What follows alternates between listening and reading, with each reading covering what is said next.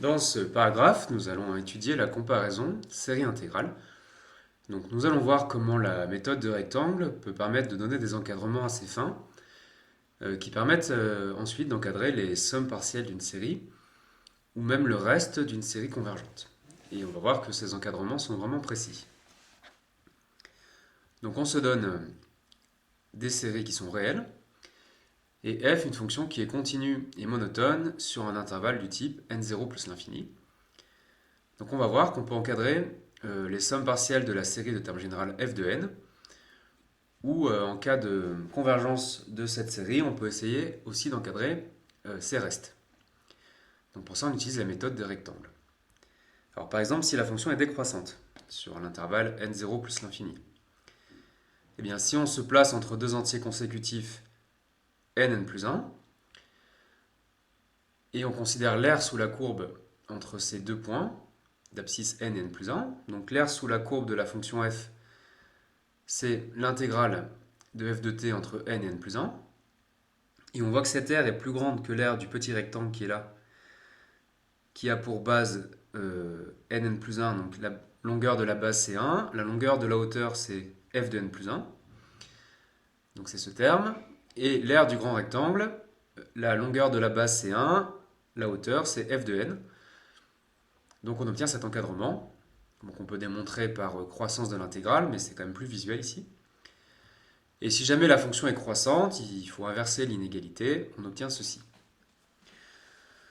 Donc là, je ne vous donne pas de formule à apprendre par cœur, il va falloir reconstruire le raisonnement à chaque fois. Donc on part de ce petit dessin, on a cet encadrement ou celui-là si la fonction est croissante. Et ensuite, en faisant des sommes d'inégalités pour différentes valeurs de petit n, à gauche et à droite, on va faire apparaître des sommes partielles.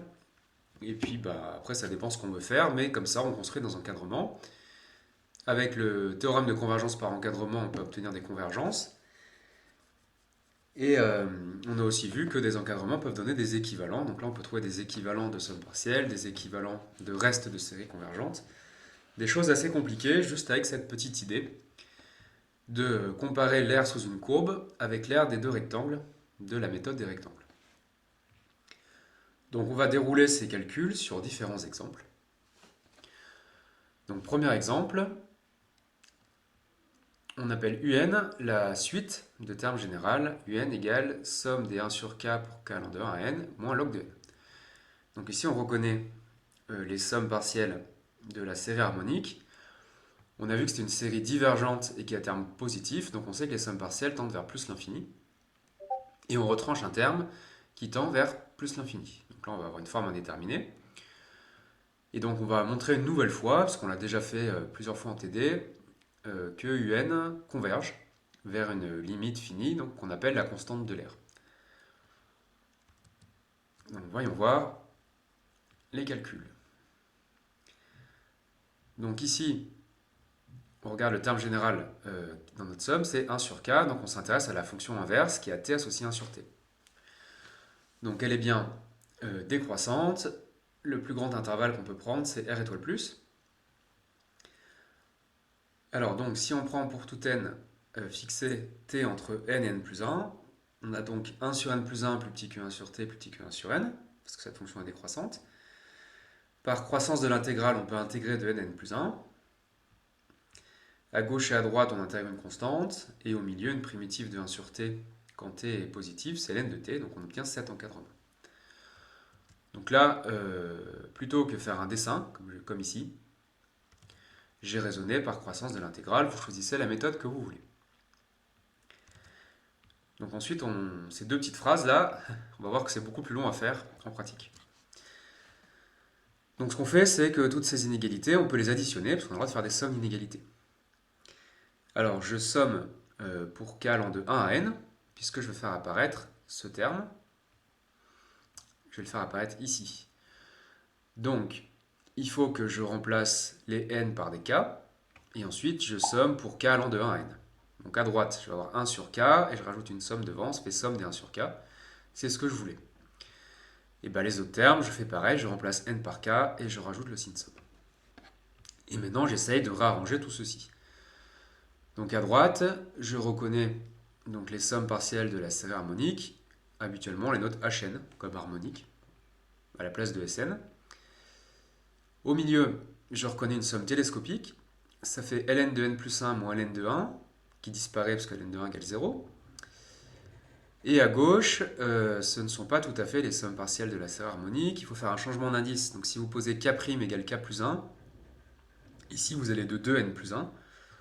Et donc avec Chasles, on trouve que c'est hn, donc hn c'est ça, plus 1 sur n plus 1 moins 1. Donc j'ai obtenu cet encadrement. Et là, classiquement, ce que je voudrais encadrer, c'est hn. Donc au lieu d'être aux extrémités, je voudrais que ce soit au milieu.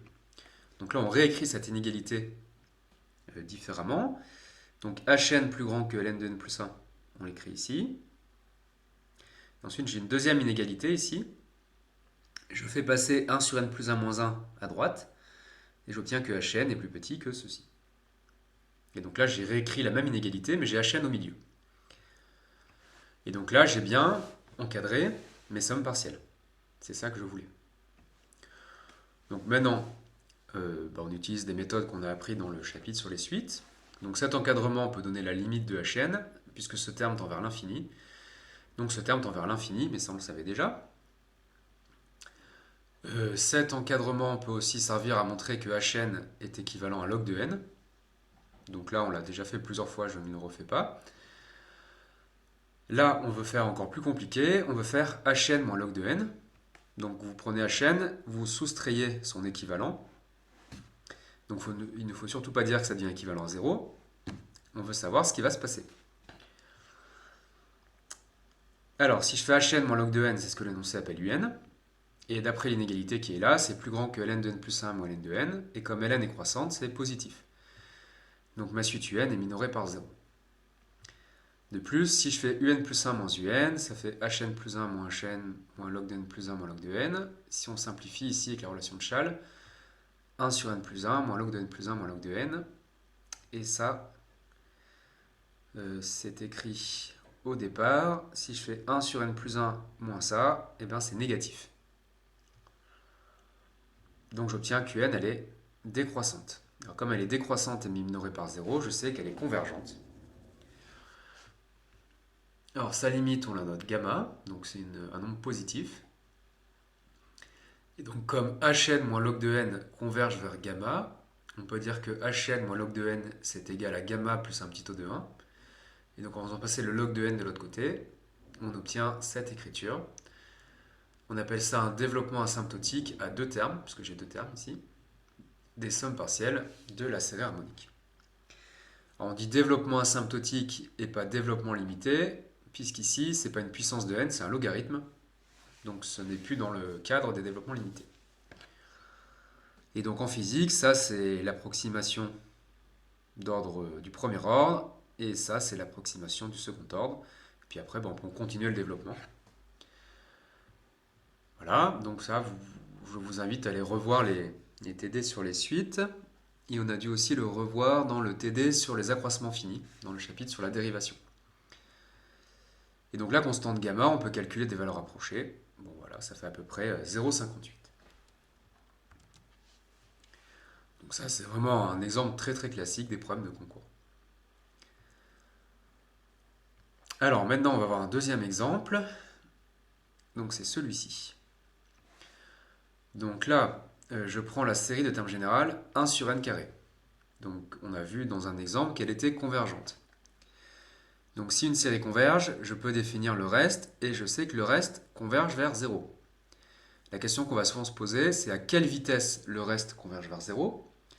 Et pour répondre à cette question, il faut trouver un équivalent du reste. Donc ici, comme la série de termes générales 1 sur n carré converge, je peux écrire ceci là, somme pour k allant de n plus 1 plus l'infini de 1 sur k au carré, donc c'est le reste d'ordre n. Et on veut chercher un équivalent de ce reste, on va montrer qu'il est équivalent à 1 sur n, donc il tend vers 0 à la même vitesse que 1 sur n. Alors c'est un petit peu la même technique.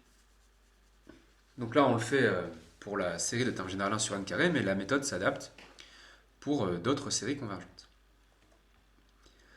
Donc là, la série des 1 sur n carré est convergente, donc on peut définir son reste, et on sait qu'il converge vers 0. Et on cherche un équivalent. Donc pour utiliser la comparaison série intégrale, la fonction que je regarde, c'est la fonction qui a t associée 1 sur t carré. Donc elle est décroissante sur 0 plus l'infini. Donc si je fixe un entier n non nul, puisque c'est 0 exclu, et si je prends t entre n et n plus 1, donc j'encadre 1 sur t carré, je fais la croissance de l'intégrale. À gauche et à droite, j'intègre une constante. Et au milieu, une primitive de 1 sur t carré, c'est moins 1 sur t. Donc je trouve ceci. Donc là, je viens de redémontrer cette inégalité là par croissance de l'intégrale. Ensuite, je fais des sommes d'inégalités comme j'ai fait dans l'autre exemple. Alors ici, ça se complique un peu, puisque pour le reste, c'est pas une vraie somme, c'est une somme de série. Alors je n'ai pas le droit de faire une somme infinie d'inégalités comme ça, sans prendre de précaution. Donc la méthode est toujours la même. Quand vous voulez faire des choses avec les sommes infinies et ne pas vous tromper, il faut faire avec une somme finie, c'est-à-dire vous remplacez plus l'infini là par grand N. Comme ça, c'est une somme finie, vous faites ce que vous voulez avec les sommes finies. Et puis, vous faites un passage à la limite, vous faites tendre grand N vers plus l'infini. Donc il y a deux étapes. Donc là, je fais ça, je fais des sommes d'inégalités, mais je m'arrête à grand N. Donc grand N, c'est n'importe quoi qui est plus grand que N plus 1. Donc là, je fais des sommes finies d'inégalités, pas de souci. Donc, à droite, quand grand N tend vers plus l'infini, ça va converger vers notre reste, donc tout va bien. Ici, j'ai une somme télescopique que je calcule. Et ici, je fais un changement d'indice pour me ramener à 1 sur k au carré. Et j'utilise la relation de Chasles pour sortir ce terme et que ça commence bien à n plus 1 ici. D'accord? Donc il y a deux étapes, changement d'indice puis relation de Chasles. Et donc là, maintenant, je fais tendre grand N vers plus l'infini. Donc ce terme, il tend vers notre reste. Ce terme aussi, puisque j'ai remplacé n par n plus 1, donc c'est une suite extraite. Ça a la même limite. Et les petits n sont des constantes ici. D'accord? Quand vous faites tendre grand N vers plus l'infini, les petits n sont vus comme des constantes. Et donc j'obtiens cette inégalité. Alors dernière précaution à prendre, quand vous faites tendre n vers plus l'infini et que vous utilisez le théorème de prolongement des inégalités, il faut avoir prouvé que les limites existent. Bon, ici c'est le cas, puisqu'on a vu que c'est le reste d'une série convergente, et que c'était bien défini. Alors après, même technique que dans l'autre exemple, vous mettez Rn au milieu, donc on arrive là. Donc le théorème de convergence par encadrement vous donne que le reste tend vers 0, mais ça on le sait déjà. Ce qu'on veut, c'est un équivalent. Donc on voit que ce terme est équivalent à 1 sur n, celui-ci aussi. Donc on peut conjecturer que Rn va être équivalent à 1 sur n. Pour le démontrer, on a vu dans le chapitre sur les suites qu'on divise les trois membres de l'inégalité par 1 sur n. On arrive là. Et on utilise le théorème de convergence par encadrement. Donc ce terme converge vers 1, ce terme converge vers 1. Donc ce terme converge vers 1. C'est-à-dire que Rn divisé par 1 sur n converge vers 1. Et donc on peut conclure que notre reste est équivalent à 1 sur n. Donc on a bien trouvé un équivalent du reste.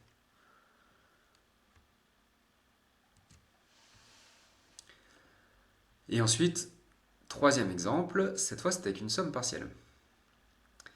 Alors c'est la série de termes générales 1 sur racine de n. Celle-là aussi, on l'a vu en exemple, on a vu qu'elle est divergente. Et donc, comme elle est à terme positif et qu'elle diverge, on a vu que les sommes partielles tendent vers plus l'infini. Et bien pareil, on veut savoir à quelle vitesse, donc on cherche un équivalent des sommes partielles. Donc il faut comprendre la différence. Pour une série convergente, on étudie le reste, à quelle vitesse il tend vers 0. Pour une série à terme positif divergente, on étudie les sommes partielles et on veut savoir à quelle vitesse elles vont tendre vers plus l'infini. Donc là, on veut montrer que c'est équivalent à 2 racines de n. Alors on recommence une troisième fois. Donc cette série diverge, on l'a vu, elle a un terme positif, donc les sommes partielles divergent vers plus l'infini. C'est-à-dire que si j'appelle Sn la somme de 1 à n des 1 sur racine de k, je sais que Sn tend vers plus l'infini. Donc on cherche un équivalent, pour ça on veut encadrer. Et donc on fait par comparaison série intégrale. Donc la fonction qu'on considère, c'est t flèche 1 sur racine de t, qui est bien décroissante sur r étoile plus. Donc on commence comme les deux autres exemples, on prend t entre n et n plus 1, on utilise la croissance de l'intégrale, et on obtient un encadrement. Ensuite on fait des sommes d'inégalités. Alors là, c'est une somme de 1 à n, donc c'est une somme finie, il n'y a aucun souci. C'est plus simple que l'exemple précédent. Donc on remplace les n par des k, et on met le symbole sigma pour k lambda n devant chaque terme. À droite, on reconnaît nos sommes partielles. Au milieu, somme télescopique, on la calcule. Et à gauche, on fait changement d'indice puis relation de Chasles pour faire apparaître Sn. On réécrit cette double inégalité pour avoir Sn au milieu. Donc, ici, là, à gauche, on apprend que Sn tend vers plus l'infini, puisque ce terme tend vers plus l'infini. Mais on le savait déjà. Nous, on veut un équivalent. Donc, un équivalent de ça, intuitivement, ce serait 2 racines de n. Attention, il ne faut pas oublier le 2. Parce que 2 racines de n n'est pas équivalent à racine de n, puisque le quotient tend vers 2, et pour être équivalent, il faut que le quotient tende vers 1. Ce terme, ce terme il tend vers 0, ce terme est borné, ce terme tend vers l'infini, donc on se dit que l'équivalent, ce serait 2 racines de n aussi. Et donc Sn serait probablement équivalent à 2 racines de n. Donc là, je divise les 3 membres par racine de n. Donc on voit que je me suis trompé, j'ai oublié le 2, donc on va essayer de le corriger dans cette vidéo. Alors si je divise seulement par racine de n, je regarde la limite de ce terme. Alors ce terme il tend vers 2. Le terme de droite il tend vers 2. Et donc par encadrement, Sn sur racine de n, ça tend vers 2. Attention, il faut corriger. Et donc Sn n'est pas équivalent à racine de n, mais Sn est équivalent à 2 racines de n. Donc on a bien réussi à trouver un équivalent de nos sommes partielles divergentes.